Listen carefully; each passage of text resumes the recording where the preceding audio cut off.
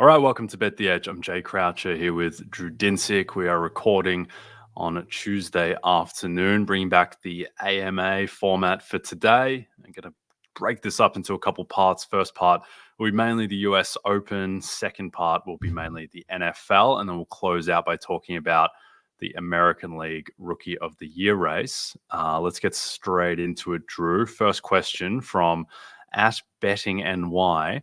Heading to the Friday session at the US Open with tickets to Louis Armstrong. Any recommendations regarding the US Open grounds or NYC in general? Okay, so from betting and yeah, this was not a setup. I love these kind of questions, and doing the AMAs. This is the joy of this job, talking about this type of stuff. I'll talk about the U.S. Open proper, and then I'll kick it to Jay for some recommendations about New York City in general, since that's your hub. The U.S. Open, number one best recommendation: go in and out on the 7 train. Mets Willet Point Station is where you want to ultimately get on and off the train. And it is a very short walk from there to the Billie Jean King Tennis Center. I would get there, relatively early. The earlier you get there, if you intend to buy merch, like get there early and go do that first, because the lines for that get pretty stupid. And just in general, like, take it easy on the booze, because it's a long day and you're going to be in the sun a lot. And then just in general, experiencing the day. The fact that you got Louis Armstrong's tickets would have been one of my recs.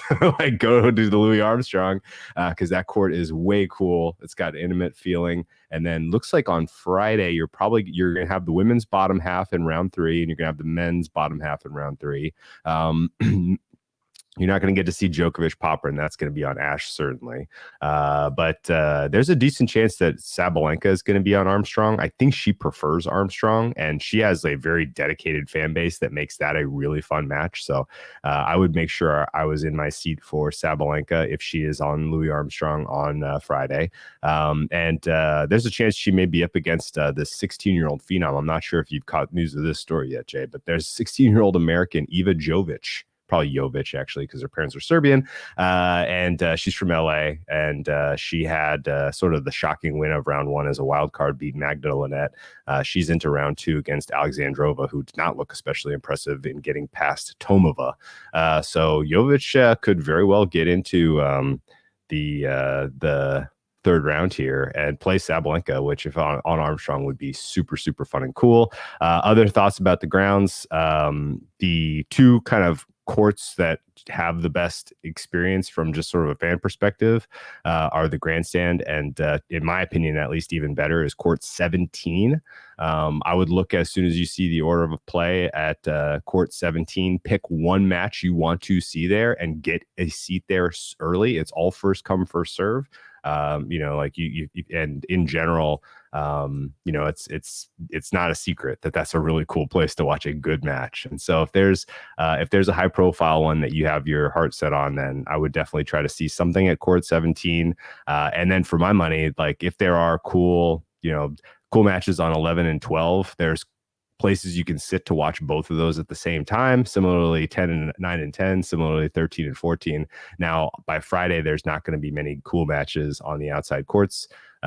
So this may be moot, but hey, if you have an affinity to watch some doubles, see what's happening at 11 and 12 at the same time, and find a cool seat where you can watch both courts and enjoy some of the pomp and the circumstance. But yeah, Louis Armstrong, great choice. Definitely try to make a point to get to court 17.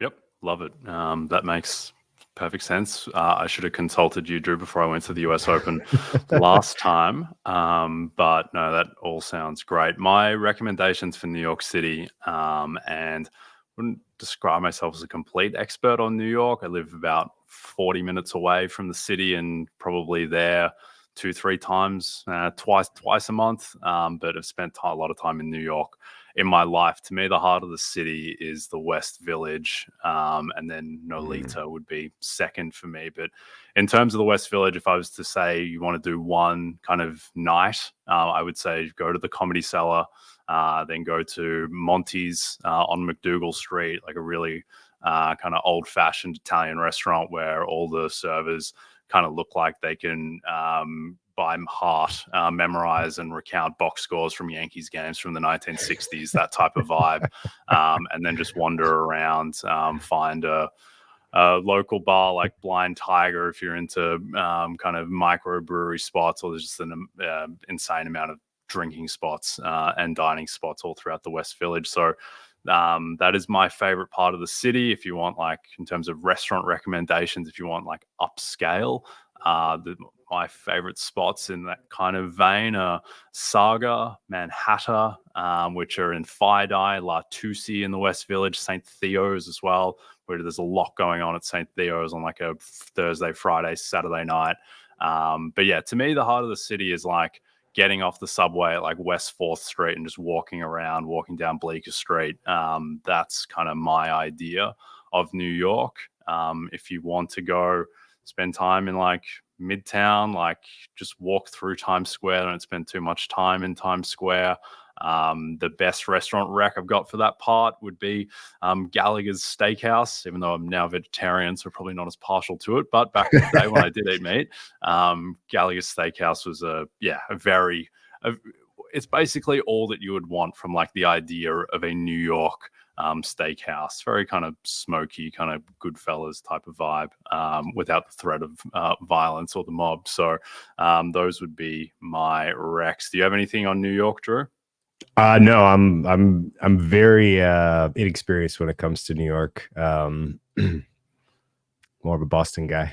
Okay. All right.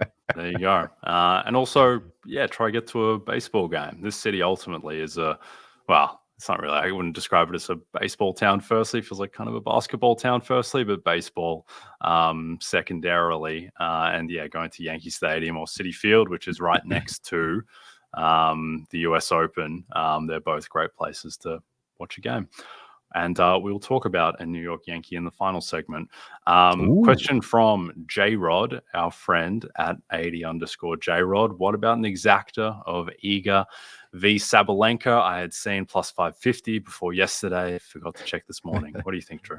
Well, if this question had come in overnight, I would have been like, yeah, my numbers love 550. I would feel quite strong about that. The Sabalenka part of the equation, especially because the draw is a little bit imbalanced with the bottom being somewhat softer. I know Coco Gauff played pretty darn well yesterday, but I would still make Sabalenka a meaningful favorite if that's your semifinal on the bottom.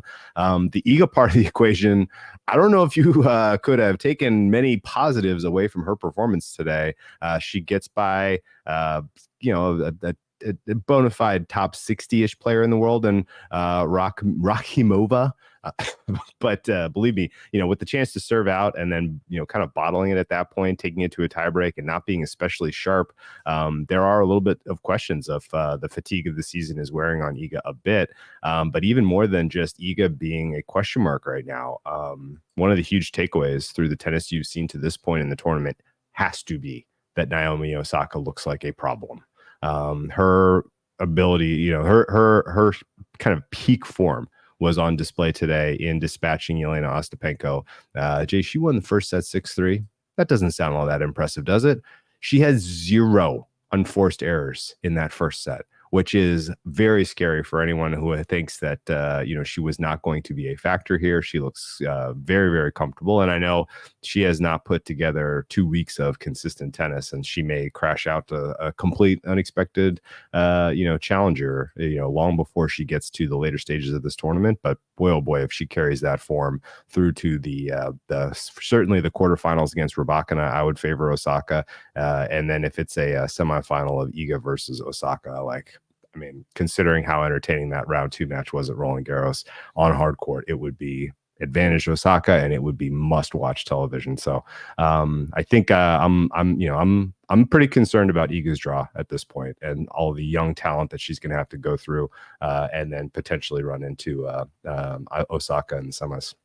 Okay. Is Osaka 18-1 outright appealing, or is there a better way to bet her? Well, I have a ticket in pocket that's shorter than that, so I hope 18-1 is a good price. Honestly, again, it's best of 3 tennis. You have a day off between matches. This shouldn't be the type of situation where, 2 or 3 performances in a row, all of a sudden she just has a complete no-show because she's not physically ready to play. The extra day off should help her, kind of maintain some form.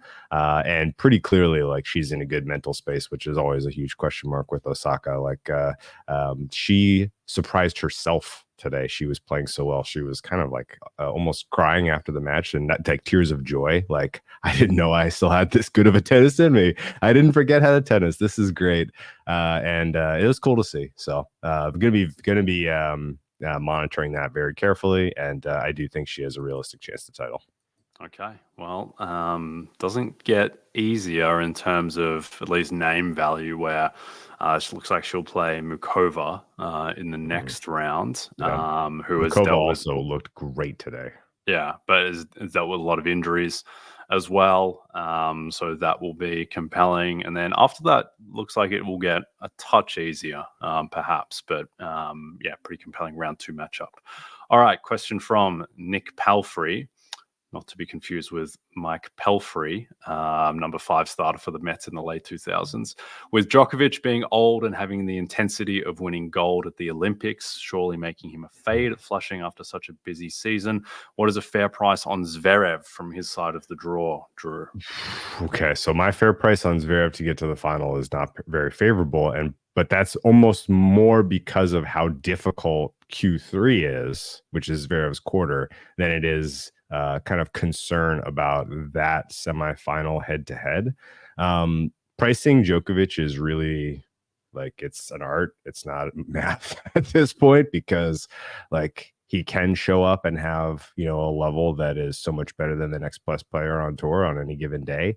But that there does seem to be a purpose and an intensity that he is carrying into this particular slam, because I think it is not unfair to characterize this as his last chance to get to 25. And I don't know that I would completely rule him out of Australia or the French or Wimbledon next year, but the pack is catching him. Like, this is pretty clear. And if it's likely that if he can produce the form that we saw from him at the Olympics, and with this draw that he was afforded, which is pretty soft, that he could be a guy that gets his 25th title, and at which point rides off into the sunset. My price on Zverev to get to the final, so basically to win the bottom half of the draw, is just under 7-1. So it's a big number. Just under 6-1. So 6.96 in decimal odds. So that's like plus 596 to win the bottom half. And again, if Zverev gets to the semifinal against Djokovic, I think that's going to be a very bettable spot for Zverev, because his game does match up well with Djokovic in general, although Zverev has one key obvious weakness, which is his forehand is not very good. And when you're up against a player who is as smart and as prepared as Djokovic, if you have a little bit of an Achilles heel, then you tend to get unwound in the most critical moments of the match. And so that's kind of how Djokovic has solved Zverev in the past. But again, Zverev is good enough to beat him on a given day. And so that'll be a fun market price when we get there. Okay. Glad to see you using decimal odds, Drew. Strong choice for odds format, and objectively the superior choice. All right, fantasy football season just got better. $1 million better. Create or join a private Yahoo Fantasy League and enter the $1 million NBC sweepstakes, plus earn extra entries to win when players on your fantasy roster score a touchdown during an opening weekend game on NBC or Peacock. Download the redesigned Yahoo Fantasy app or go to NBCSports.com/fantasymillion to learn more. All right. Let's pivot to the NFL. Question from our friend Julian Skyfish. Given the lower relevance of key numbers 3 and 7 in the last few years, could there be value on teasers at -10 or -115 when crossing 0 or over 8 and 10? Ooh, fascinating question. I haven't done the math exercise on this yet, but I have long kind of felt like there was a little bit of a a changing of the paradigm of some of the key numbers across the NFL. And I think it's also completely reasonable to have huge questions about two factors influencing scoring in this year with the new kickoff environment. And that is, are we going to see less aggressiveness from coaches on fourth down between the 40s? And I would say probably. If you can punt and pin your opponent and, kind of gain what is potentially like 20-ish yards of field position versus a made field goal, then I think, you're going to see a little bit of a kind of a step backwards of aggressiveness in sort of the middle of the field. And then I would say the very opposite is true in the red zone. I think you're going to see a huge step forward of aggressiveness in the red zone because, again, a failed fourth down conversion inside the 10, I mean, that's not giving up as many points as not taking the field goal and then setting up your opponent on their own, on their own 30. So, I think certainly there will be wrinkles that affect key numbers in the NFL this year that we'll have to wrap our heads around. But I also think that in general, the short fields and the way that sort of change in aggressiveness will play itself out is that I think there will be probably a little bit of an increase in scoring touchdowns relative to field goals this year. However, I still think the three will be king and the key for all intents and purposes for as long as we play this game, just based on the fact that you're going to have games decided in the closing moments regularly. And now those games will be decided by field goals, plus everything that goes to overtime still, kind of high modal outcome of ending on a 3-point margin. So the 7 being sort of the one to attack there as opposed to the 3, I think is key. And that, I think in general, the teaser math is going to be something we need to reevaluate midseason. I would say the other aspect of scoring, and I mean, in a one-season sample, it's fairly minor, but over a long enough sample, I think it would begin to rear its head, is that you should just see more teams winning or losing by 1 point, given the prevalence to go now for 2 at the end of games when you're up 1, whereas that was automatic kick the point after for a long time. Also, maybe slightly more prevalence of 8 with how teams just go for 2 more now out of just realizing that it can be the better decision even when they're up 6, perhaps not as much in fourth quarters, but I would be making or expecting to see that a little bit more, though not really, I don't think a huge way to bet it given that it will be fairly small sample. Question from Adam Smith's Invisible Hand. What is your favorite teaser leg for week 1, and why is the correct answer none of them? This is worded. I feel like they're leading the witness here a little bit, but no. Let's kind of go over basic teaser strategy for those of you who are experienced bettors. Sorry if this is old news, but it is a new season. It is worth just rehashing this, particularly if you are new to betting on football and you've enjoyed listening to us handicap the NBA and now you're taking this seriously. Well, let's go over some of the basics. A teaser is 2 things. It is a parlay and it is buying points. Now, in the blind, both of those are in general minus EV decisions. And so you may be like, why in the world would you ever tease? And the answer is pretty straightforward. You're buying points in a marketplace where every single point is treated equally. And we know clearly that every point is not treated equally based on 2 factors. Buying across 3 is incredibly valuable if you are getting it for the same price as buying from 5 to 6. Buying points when the total is low is more valuable. And so effectively there are a subset of teasable numbers and teasable sides only, I would say, where you can create in the blind a plus EV bet, a plus EV parlay leg that is just fundamentally math based, going to be a long-term winner. The outcomes of professional football over the last 20 years would support all of this. The break-even price for a teaser leg, if you are crossing 3, effectively, if you are crossing 3 on the plus or the minus, you are buying a plus EV leg. And the other kind of key factor to weigh into this, and why I think this question was a little bit leading about week 1 not being any good teaser legs, is when it comes to buying points, variance is not your friend. The more you know about a team rating and a game matchup, the more valuable having an extra 6 points in your pocket will be. And if there is one week of the season where variance is the highest because we have had a phenomenal amount of turnover, and this happens every year, but a phenomenal amount of turnover of head coaches, new rules, new coordinators, new quarterbacks, new pieces, new O-lines, new weapons, everything is a bit of an unknown right now. So even if you are very confident in your priors, they're soft. And when you have soft priors, you have markets that you want to attack tails, not buying 6 points.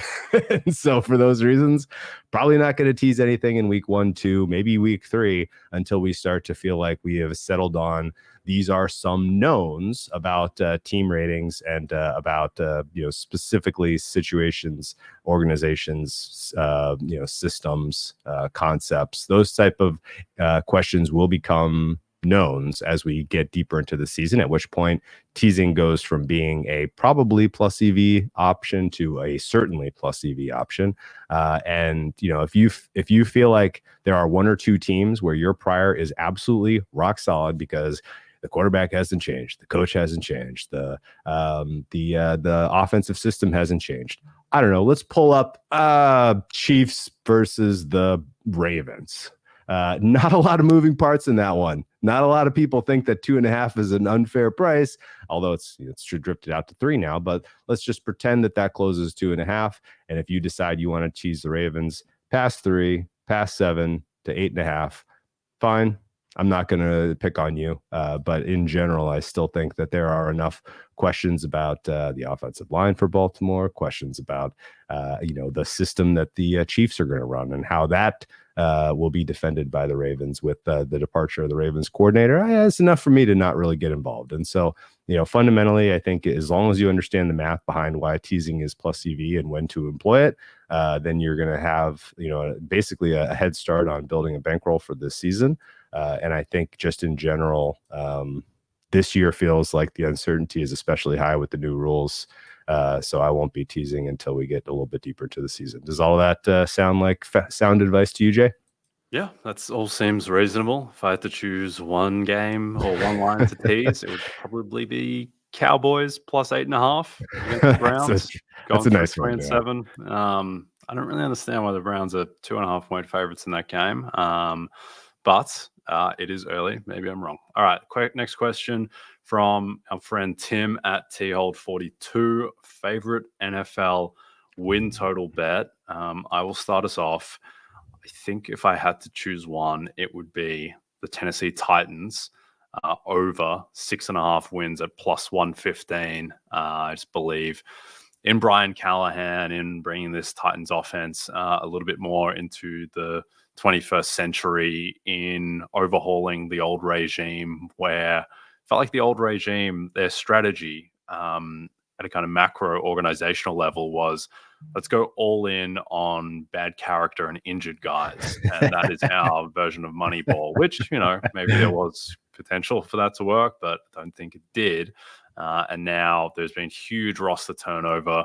For whatever it's worth, Will Levis looked great in the preseason. I think that just everything about the offense, between Callahan, between his dad as the offensive line coach, between the changes that they made, particularly to the left side of the offensive line, where now you have JC Latham, you bring in Lloyd Cushenberry just to be a competent center, another year of growth for Skronsky.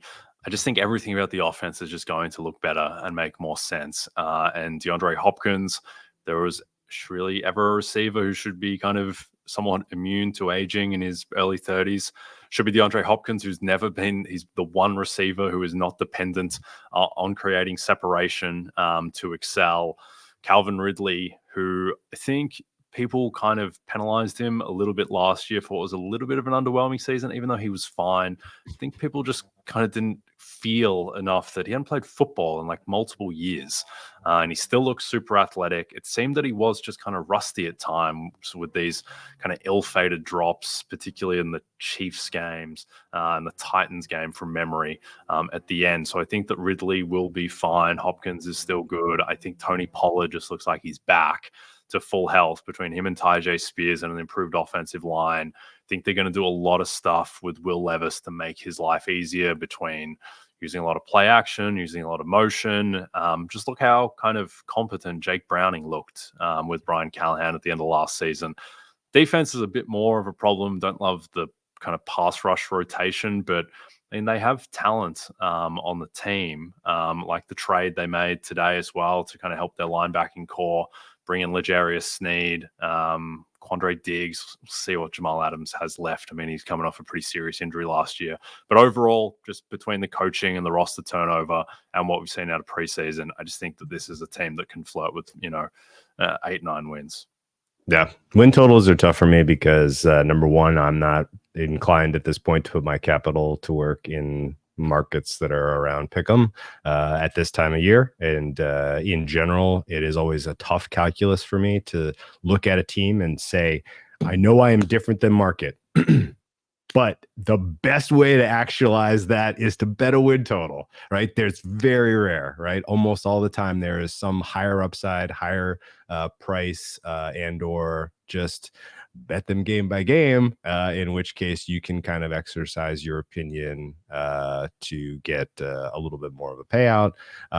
That said, if you're playing win totals, again, I would shop for alt win totals because the idea that the difference that you get if you go outside of one win relative to the market expectation almost never correctly priced relative to the uncertainty that exists.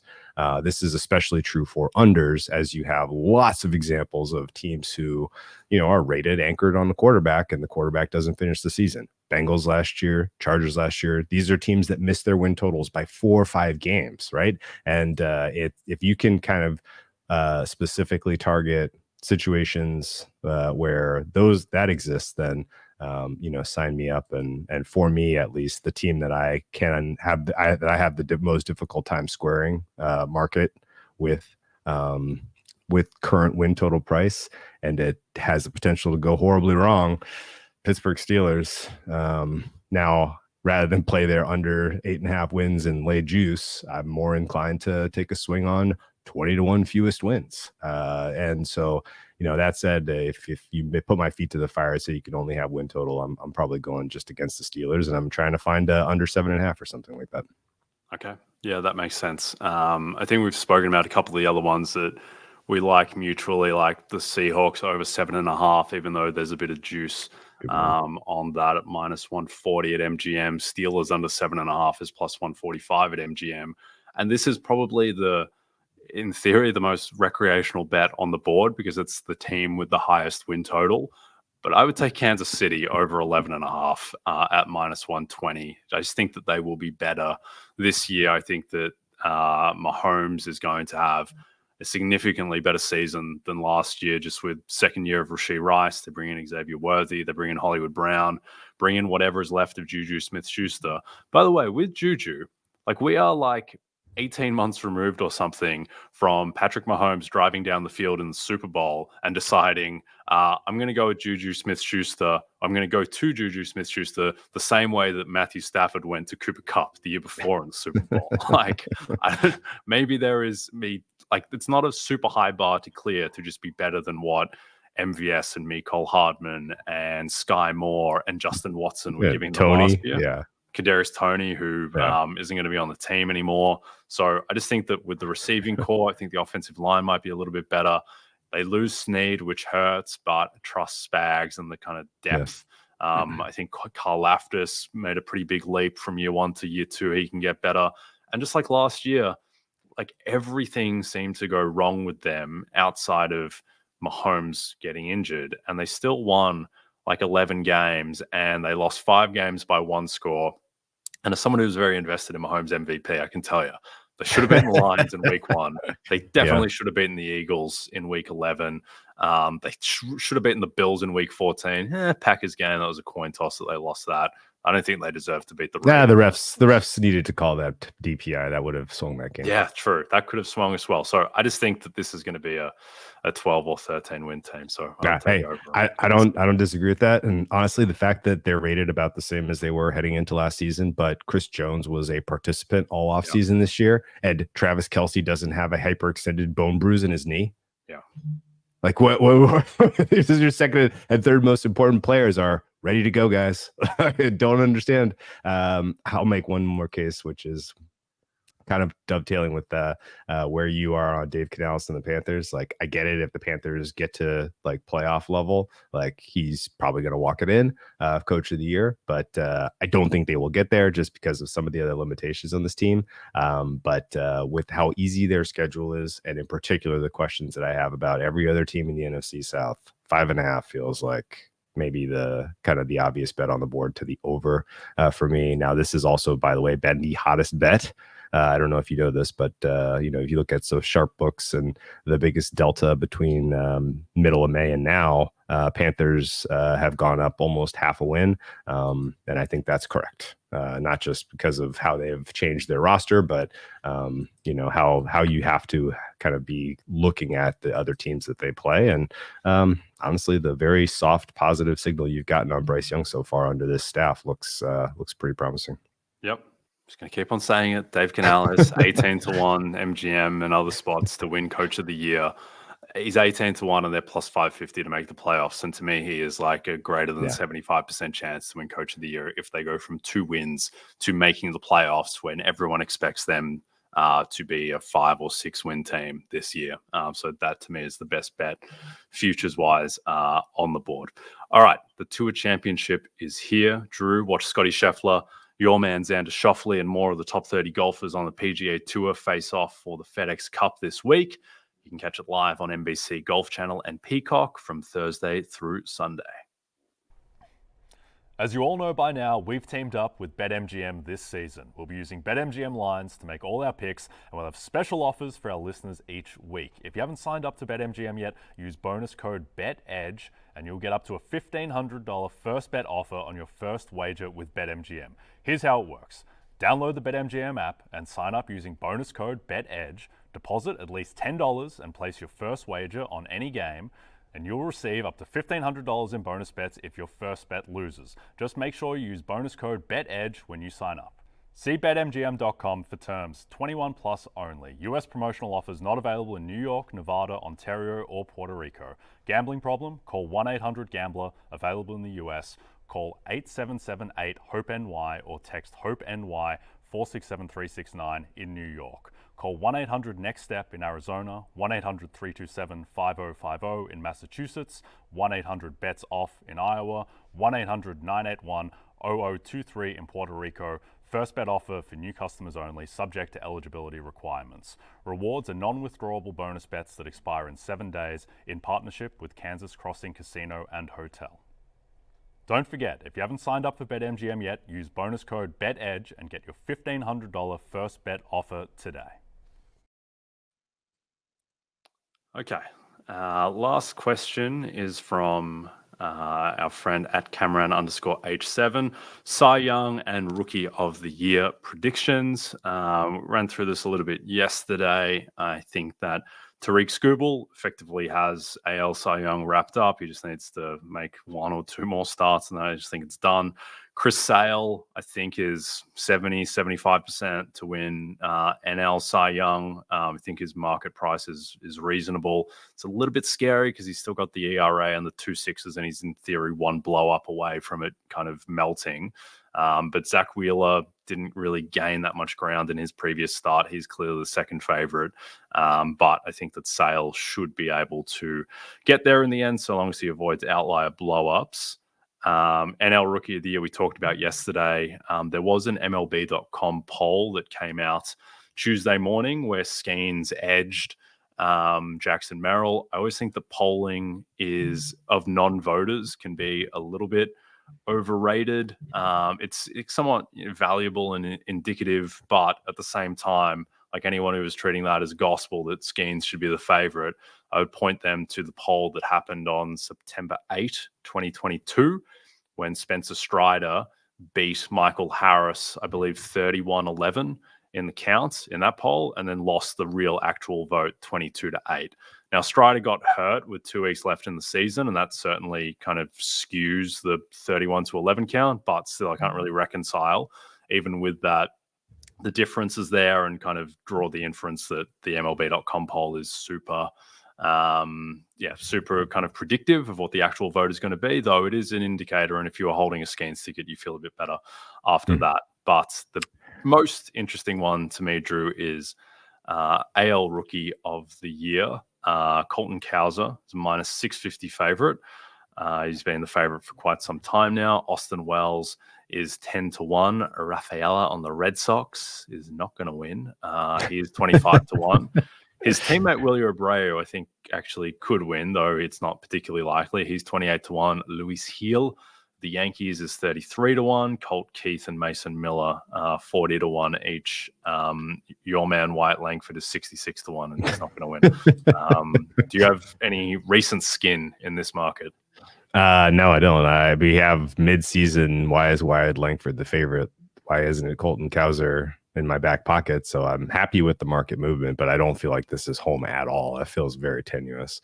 I liked your explanation of the article that went up, and I agree. I think those types of pieces of publication, outside of some very, very real NBA examples and some very, some straw poll NBA examples. Some, Tom Pelissero used to do the straw poll at the end of the NFL regular season, and those felt like they had predictive weight. This feels much more like a lagging indicator than a leading indicator. So I would say that if anything, if that's propping up a price where you can still get a good bet on Jackson Merrill, then go for it. On the AL Rookie of the Year, I think it kind of communicated that, that piece, and just in general, what's going on right now is that nobody really has a strong opinion. And I think that is spooky if you are, interested in laying a price like Colton Cowser is available in market right now, because if it's not going to take that much of an absurd September for a lot of these guys in tier 2 to steal this, from what I could tell you. And there's already people that pretty clearly have opinions that what they've seen out of the likes of Mason Miller is more impressive. What they've seen out of maybe even Luis Heel, even though he's, I know, not likely to help his case for at this point. People have seen enough to consider him the guy. So I'm a concerned Cowser guy at this point, and if you have a strong opinion that there's a bet to be made, I'm going to go make it.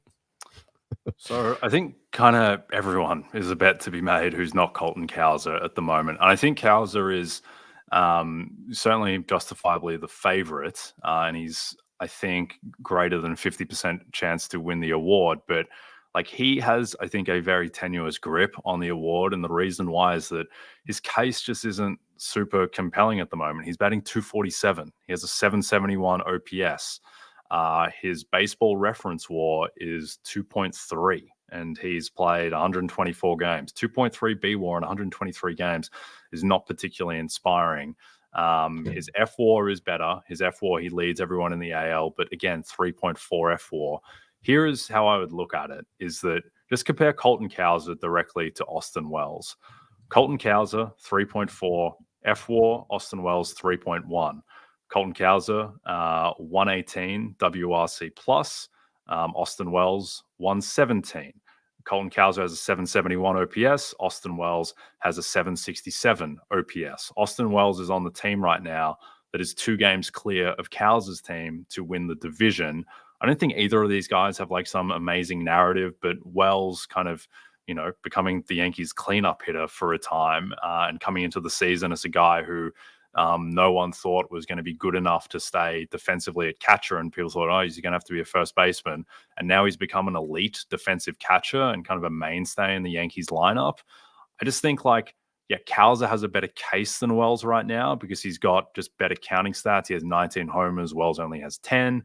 57 RBIs, if that even really matters anymore to people, matters a tiny bit, to 38 for Wells.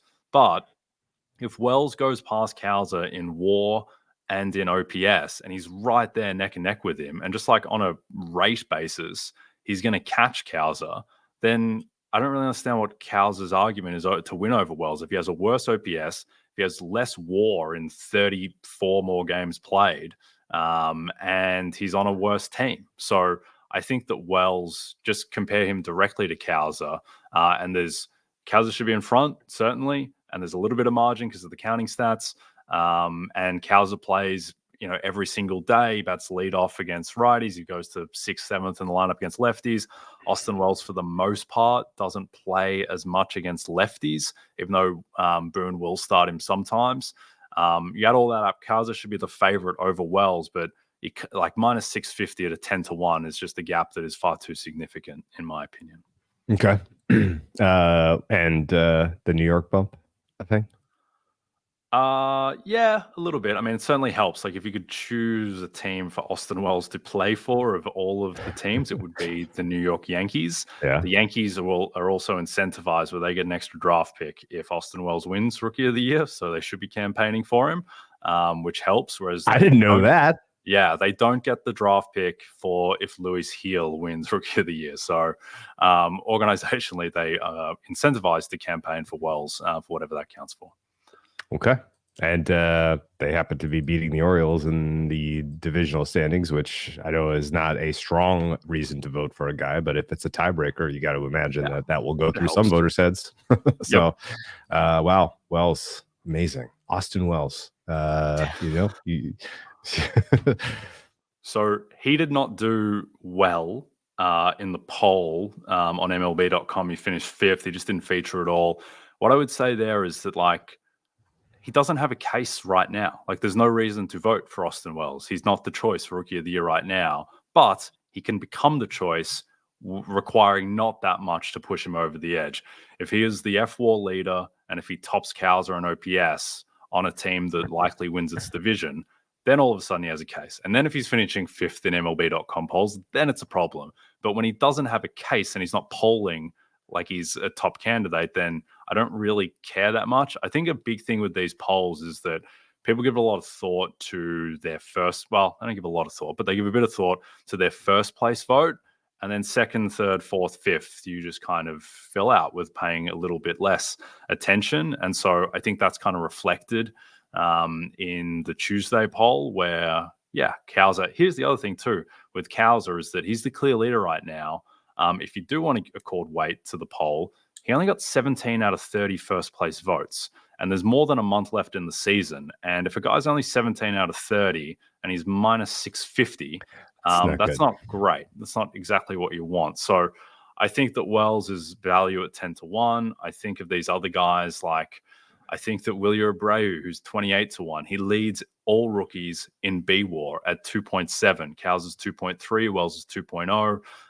Among rookies in F-WAR, he is 3rd at 2.7. He laps the field in OPS. He's got an 833 OPS compared to Cowser at 771. So it's not a super compelling case because the Red Sox have kind of slid out of it and his counting stats don't stack up to Cowser. But I mean, if he goes on a power tear, which is perfectly viable, and he ends up with an OPS that's like 860 and Colton Cowser's at 760, and again, like that's not a massive leap from where we are right now.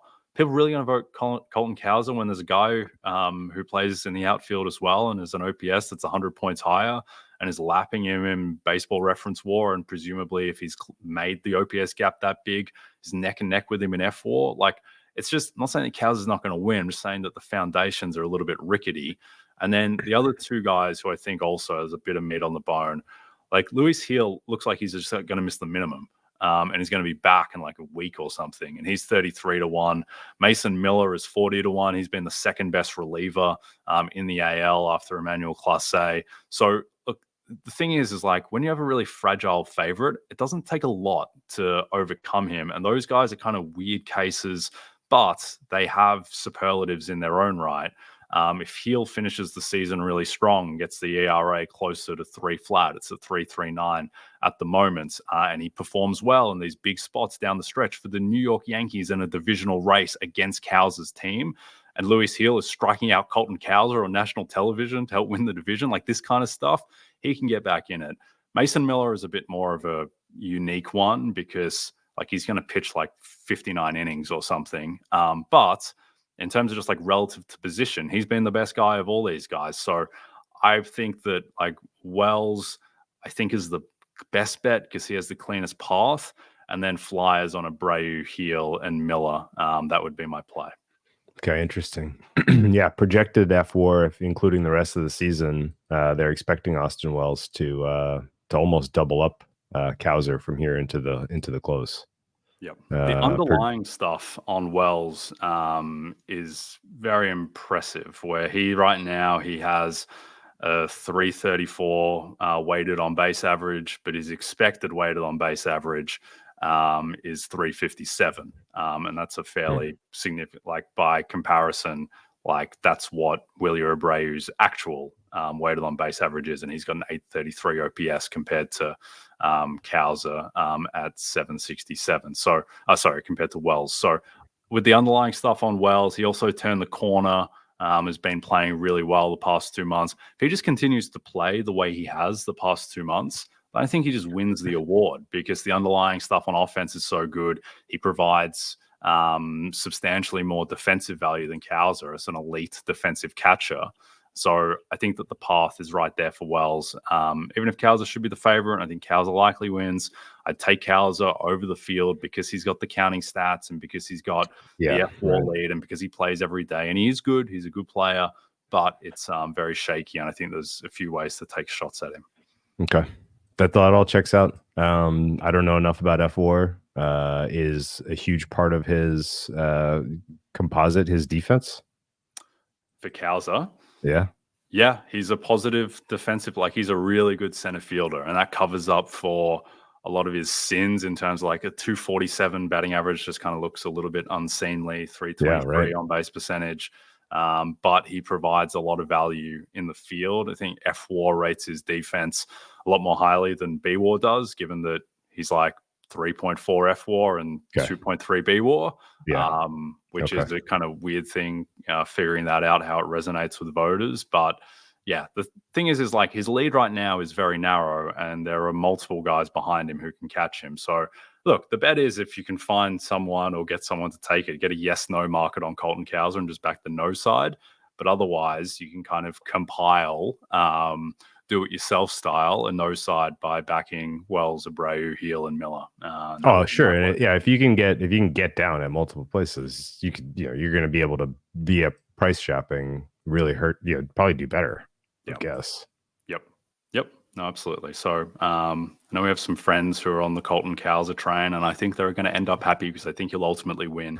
But that would be one of those people. But I have time to play some you get a sense about these sort of things, and you check the box scores regularly. If you're like let's put together like a week or two of something solid to put this thing away, and you see the price continue to go up and up and up and up. You're like, man, like, I don't feel as confident as the market right now. Like it does feel like there's a trapdoor moment coming here.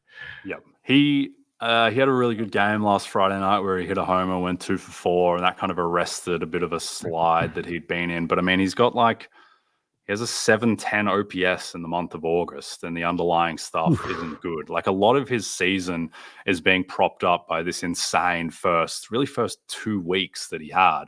Then ever since then, outside of getting really hot in July, just hasn't been a great offensive player. And that's why he is vulnerable. And I think this is probably, I think this is the most inefficiently priced baseball market at the moment, and the one to fire some shots in. Sounds good. All right. We are done for today. Don't forget to check out NBCsports.com for more information to help you with your wagers. Thanks to those watching on the NBC Sports YouTube channel. And if you're listening to us in podcast form, don't forget to rate and subscribe. Also a reminder to find all your favorite NBC Sports shows on Amazon Music. Just head to amazon.com/NBC Sports. From Jay Croucher and Drew Dinsick, we'll see you soon.